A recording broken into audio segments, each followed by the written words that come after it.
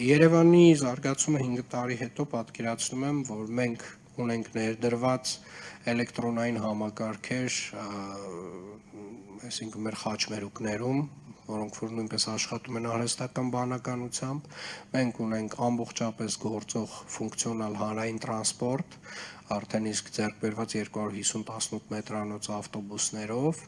ունենք տրոլեյբուսային պարկը ամբողջապես համալրված է, այսինքն այս 45 տրոլեյբուսով մենք դեռևս ամբողջ պարկը չենք համալրում։ Մեր պլանով, եթե չեմ սխալվում, պլանավորվում է մոտավորապես ունենալ 100-ին 100-ից մի քիչ ավել տրոլեյբուսներ։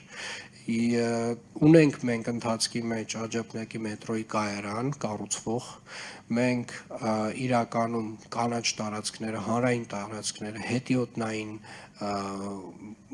քայլելու համար հատվածները ընդլայնված են, հետիոտնի համար Երևան քաղաքը ավելի հասանելի է, շարունակվում է ծրագիրը ավելի հասանելի դարձնելու քաղաքը համասայլակով եւ մանկասայլակով անձանց համար, միայն այս տարի մոտավորապես 500 թեքահարտակներ ենք դրել քաղաքում եւ 5 տարի հետո կարծում եմ կարելի է ասել մեր վարչական շրջաններում մեծ ծավալով այդ ծրագիրը արդեն իսկ իրականացրած կլինենք։ Երևանը ուղղակի էականորեն ավելի հարմար քաղաք է լինելու 5 տարի հետո համեմատած այսօրվա։